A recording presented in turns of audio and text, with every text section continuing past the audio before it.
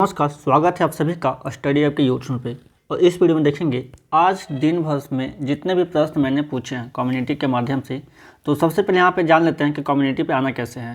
तो चलिए मैं थोड़ा बैक चलता हूँ। यहाँ पे आप देख लीजिए यूट्यूब पे आएंगे। जैसे ही आप यहाँ पे यूट्यूब खोलेंगे तो यहाँ पे सर्च में आएंगे। सर्च में आप डालेंगे स्टडी ऐप, ठीक है। स्टडी ऐप डालते ही आपका इस तरह का लोगो आपको दिख जाएगा। यहाँ पे स्टडी ऐप स्वीट पर डालेंगे, यहाँ पे देख लीजिए। तो उसके बाद फिर आपको इस वाले लिंक पे जाना है जहाँ पे पीला रंग से लिखा हुआ था। तो इस तरह से खुल जाएगा। और थोड़ा नीचे स्क्रॉल करेंगे तो आपको यहाँ पे कम्युनिटी आ जाएगा। तो कम्युनिटी में मैंने जो है प्रश्न पूछे थे सुबह के 10 बजे से लेकर के शाम के 7 बजे तक। प्रत्येक एक घंटा पे आपका एक प्रश्न आते जाएगा। और इतने सारे जो हैं वो वोट किए हैं। तो पिछला दिन का जो प्रश्न था उसमें मैंने 4 क्वेश्चन नंबर 3 तक मैंने कर लिया था, ठीक है ना। फर्स्ट डे था तो मैं बस टेस्ट देख रहा था। तो आज क्वेश्चन नंबर 4 से करना है। तो एक एक करके हम यहाँ पे जवाब देंगे और यहाँ पे इसको हम जानेंगे भी। तो सबसे पहले यहाँ पर देख लीजिए, चिपको आंदोलन के नेता कौन थे। 201 लोगों ने वोट दिया है। तो इसका जो राइट आंसर होगा वह क्या होगा। तो यहाँ पर देख लीजिए, ये 3 ऑप्शन मैंने दिए थे।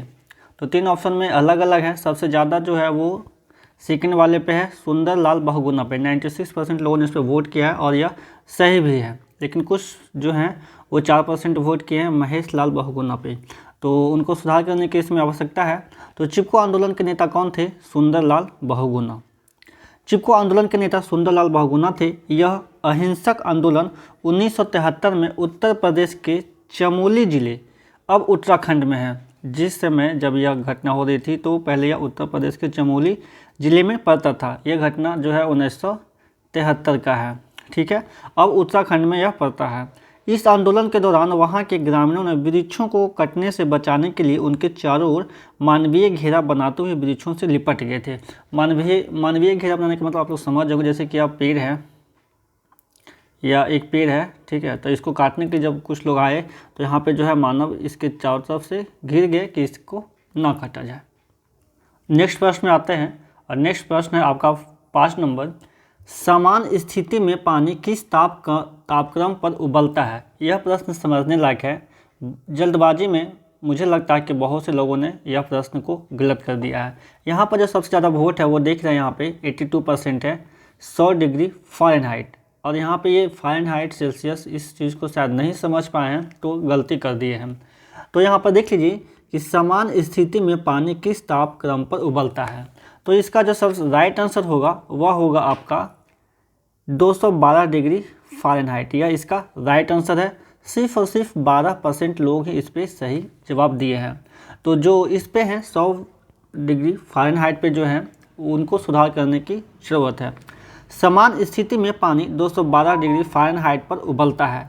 विभिन्न तापमान स्केलों पर जल का क्वथनांक जो है वह अलग अलग होता है। डिग्री सेल्सियस में देखें तो 100 डिग्री सेल्सियस में, तो यहाँ पे 100 डिग्री समझ करके हम आ रहे हैं। लेकिन यहाँ पे ये नहीं देखे कि सेल्सियस है या फिर फ़ारेनहाइट है। तो यह सी नहीं बल्कि एफ था, ठीक है।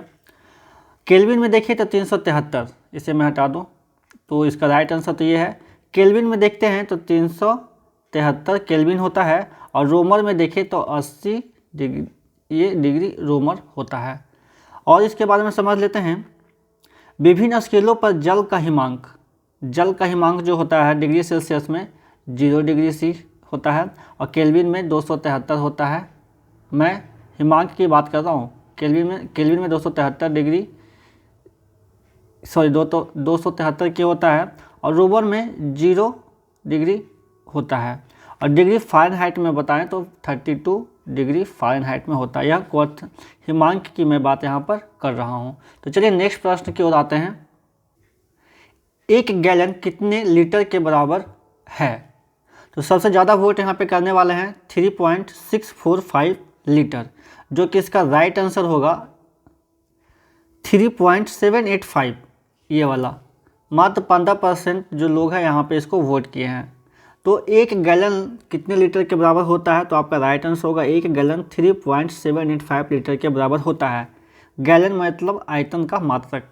एक बैरल 159 लीटर के बराबर होता है। एक बैरल जो है वह 159 लीटर के बराबर होता है और 1 लीटर में 10 टू द पावर -3 होता है और 1 मीटर क्यूब में 1000 लीटर होता है।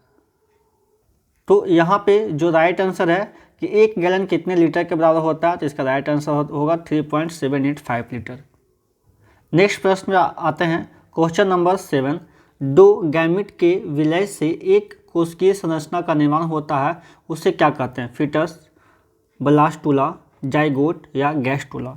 तो इसका जो राइट आंसर होगा जाइगोट। सबसे ज़्यादा वोट करने वाले 67% है, जाइगोट यह बिल्कुल सही है। 2 गैमीट के विलय से एक कोशिकीय संरचना का निर्माण होता है, उसे जाइगोट कहते हैं। नर गैमीट शुक्राणु कहलाता है, मादा गैमीट अंडाणु कहलाता है। अंडाणु और शुक्राणु मिलकर निषेचन के बाद जाइगोट का निर्माण करता है। जाइगोट का निर्माण होने के उपरांत भ्रूण का निर्माण होता है। भ्रूण गर्भाशय में स्थापित होता है, जिससे कालांतर में परिपक्व बच्चे का जन्म होता है। नेक्स्ट प्रश्न पे आते हैं। नेक्स्ट प्रश्न है यहाँ पे, संयुक्त राज्य अमेरिका के प्रथम राष्ट्रपति कौन थे? तो जॉर्ज वाशिंगटन, यह सही है। सबसे ज़्यादा लोगों ने वोट किया है, 85%, 66 वोट्स इसमें आए हैं। तो संयुक्त राज्य अमेरिका के प्रथम राष्ट्रपति जॉर्ज वाशिंगटन थे। जॉर्ज वाशिंगटन के नेतृत्व में अमेरिका का स्वतंत्रता संग्राम हुआ था 1775 से लेकर 83 ईस्वी तक में। राष्ट्रपति अब्राहम लिंकन 1861 से 65 ने दास प्रथा को अमेरिका में समाप्त किया।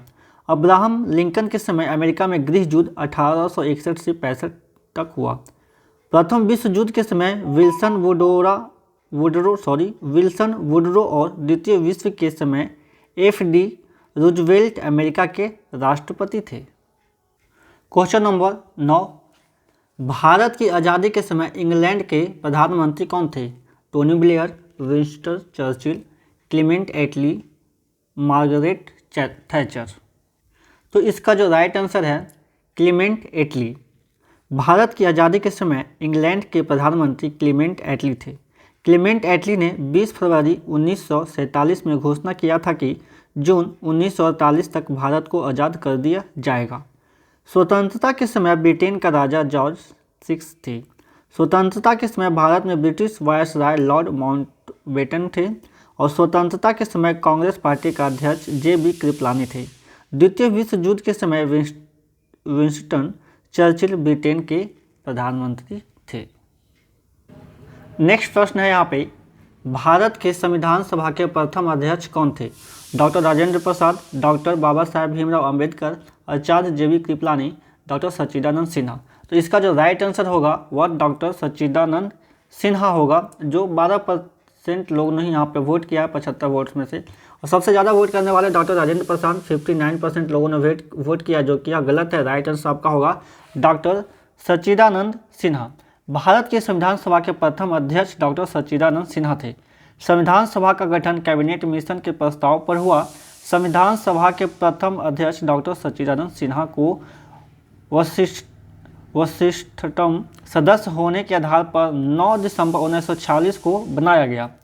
संविधान सभा का स्थायी अध्यक्ष 11 दिसंबर 1946 को डॉक्टर राजेंद्र प्रसाद को बनाया गया। संविधान सभा का अंतिम बैठक 24 जनवरी 1950 को 284 सदस्यों के हस्ताक्षर के साथ समाप्त हुआ। तो यहाँ पर देख लीजिए, संविधान सभा का स्थायी अध्यक्ष जो है वो 11 दिसंबर 1946 को डॉक्टर राजेंद्र प्रसाद को बनाया गया। डॉक्टर राजेंद्र प्रसाद को बनाया गया 11 दिसंबर 1946 को। लेकिन यहाँ पे भारत के संविधान सभा के प्रथम अध्यक्ष पूछा जा रहा है, तो वो होगा आपका डॉक्टर सच्चिदानंद सिन्हा। तो इसे सुधार कर लेंगे। नेक्स्ट प्रश्न की ओर चलते हैं। नेक्स्ट प्रश्न है आपका 11 नंबर।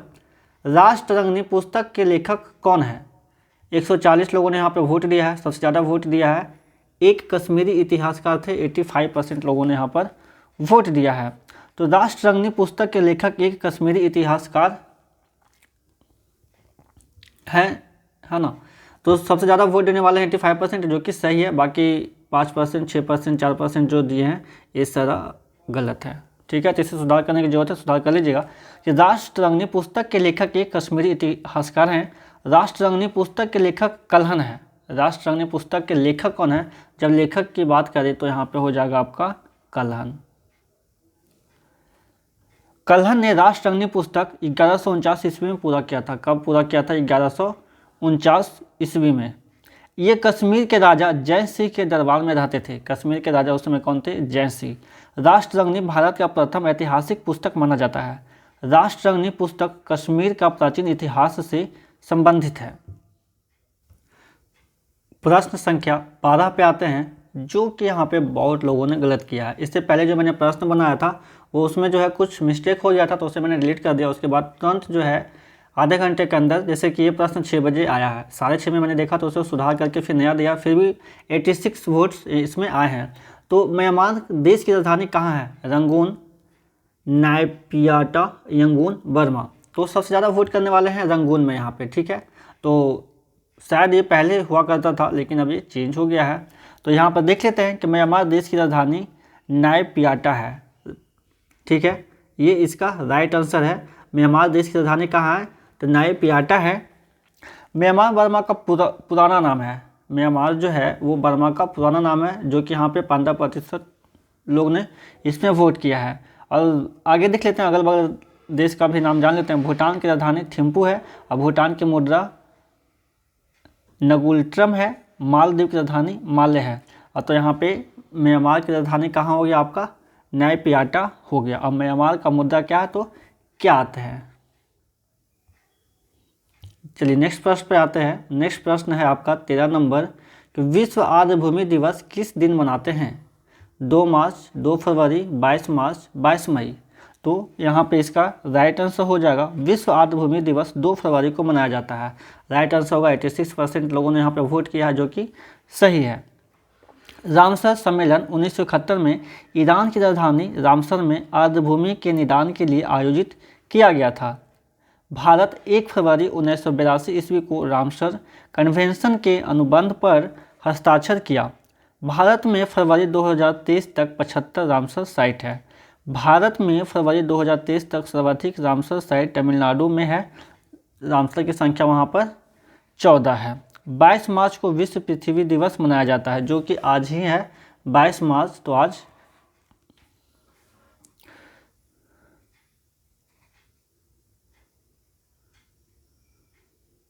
और बिहार दिवस भी मनाया जाता है। 22 मई को जैव विविधता के अंतर्राष्ट्रीय दिवस मनाया जाता है। चलिए नेक्स्ट प्रश्न पे आते हैं, क्वेश्चन नंबर। तो ये 10 आज तक का इसमें हो गया है। तो जो लोग हमारे चैनल पे नए हैं उन्हें मैं बता दूं कि डेली इस तरह का प्रश्न आते हैं। डेली सुबह 10 बजे से लेकर के शाम के 7 बजे तक प्रश्न प्रत्येक घंटा छोड़े जाते हैं। और ये सभी प्रश्न जो है बीएड में पिछले साल जो है मतलब प्रीवियस ईयर में पूछे हुए प्रश्न हैं। तो यदि डेली 10-10 क्वेश्चन इस तरह से करेंगे आपका, तो एक महीने में 300 प्रश्न हो जाएंगे और धीरे धीरे और भी प्रश्न लाएंगे। तो इस वीडियो में बस इतना ही। मिलते हैं किसी नेक्स्ट वीडियो में कल, यानी एक दिन का जितना रहेगा सुबह 10 बजे से शाम के 7 बजे तक प्रत्येक घंटा आता है हर एक क्वेश्चन। कम्युनिटी में यहाँ पे आकर के चेक कर लीजिएगा, ठीक है। तो प्रत्येक घंटे पे आएगा और शाम को 8 से 9 के बीच में जो है इसका इस तरह से वीडियो बना करके छोड़ देते हैं कि किसका क्या सही आंसर होगा। तो जो वोट देते हैं तो वे ज़रूर देखें इस वीडियो को और अपना सही उत्तर चेक कर लें।